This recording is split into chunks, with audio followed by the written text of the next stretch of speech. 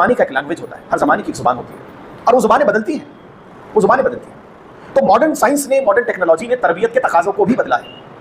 ایسا نہیں ہو سکتا ہے کہ آپ ایک پرانے طرز پر نئی جنریشن کو ڈیولپ کریں، تربیت دیں۔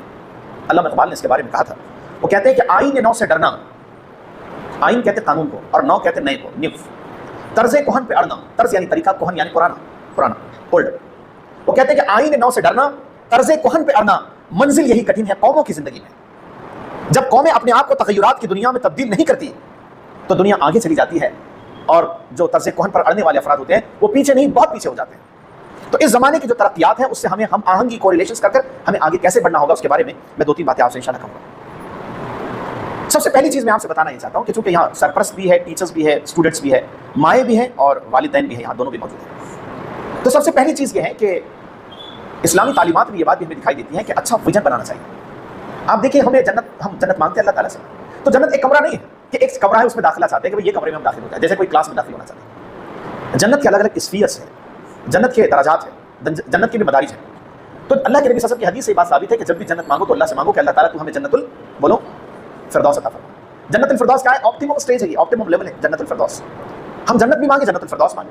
اس سے معلوم یہ ہوا کہ جب بھی آپ خواب دیکھیں، جب بھی آپ کسی چیز کو مانگے تو اس کی ہائٹ کو مانگے، اس کی اونچائی کو مانگے۔ اب دنیا میں ہم جب کامیابیاں اور کامرانیاں اور ترقیات چاہتے ہیں تو ہم دنیا کے بھی آپٹیمم لیول کو حاصل کرنے کی کوشش کریں۔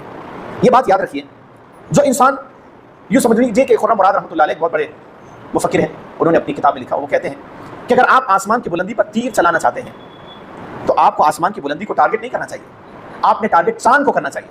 اب زمین پر بیٹھ کر چاند کو تیر ماریے، آپ کا تیر چاند پر تو نہیں جائے گا، لیکن چاند کو حاصل کرنے کے لیے آسمان کی بلندیوں میں ضرور چلا جائے گا۔ Are you getting the point? Yes اور نو؟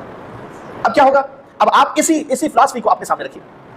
آپ اپنی اولاد کو کیا بنانا چاہتے ہیں؟ آپ ڈاکٹر بنانا چاہتے ہیں، آپ انجینئر بنانا چاہتے ہیں، آپ آئی ایس اور IPS ادھیکاری بنانا چاہتے ہیں، آپ چاہتے ہیں کہ وہ سائنٹسٹ بن جائے، آپ چاہتے ہیں کہ اللہ کے دین کا بہت بڑا عالم بنے، وہ چاہتے ہیں آپ کہ وہ بڑا قاضی القضات بن جائے، واٹ ایور آپ جو بھی چاہتے ہیں۔ اب اس کی چاہت میں آپ ایک ایٹماسفیئر بھی بنائیں۔ یہ نہیں ہو سکتا ہے کہ آپ بیج کو تو زمین میں بو دیں اور پھر غافل ہو جاؤ، کہیں کہ مجھے امید ہے کہ آپ پھل دینے والے بنیں گے۔ یہ تو ہائیلی پاسبل ٹاسک ہے۔ آپ بیج بوتے ہیں تو پھر پانی بھی تو دیتے ہیں، پھر فضا بھی تو بناتے ہیں، اور وہ چیزیں جو اس کو نقصان دینے والی ہیں کوپل کو، اس سے بھی حفاظت کرتے ہیں، کبھی کبھی ٹری گارڈ لگا دیتے ہیں۔ تو کیوں نہیں ہوتا کہ ہم اپنی اولادوں کے ساتھ ایسے ہی ایٹماسفیئر بنائیں؟ ہم چاہتے ہیں کہ میرا بیٹا تو وہ ڈاکٹر بن جائے، انجینئر بنے، سائنٹسٹ بنے، عالم مفتی بنے، لیکن اس کا جو ایٹماسفیئر ہم اس کو نہیں دے پاتے ہیں۔ ہمارے گھر کا وہی ایٹماسفیئر ہے جو تھا وہ ہمارے پاس ہے۔ آپ بتائیے، جس طرح بیج نمو نہیں پا سکتا، آپ کا بچہ بھی کبھی وہ حاصل نہیں کر پائے گا جو آپ چاہتے ہیں۔ اس کے لیے کیا ہوگا؟ نمبر پہلی بات یہ ہے کہ ہم ایک بہت سنجیدہ خواب اپنے گھروں میں دیکھیں، خاص طور پر ہماری مائیں، ہماری بہنیں، امت کی بیٹیاں۔ خواب کیا ہے؟ ہم اپنی اولادوں کو کہاں دیکھنا چاہتے ہیں؟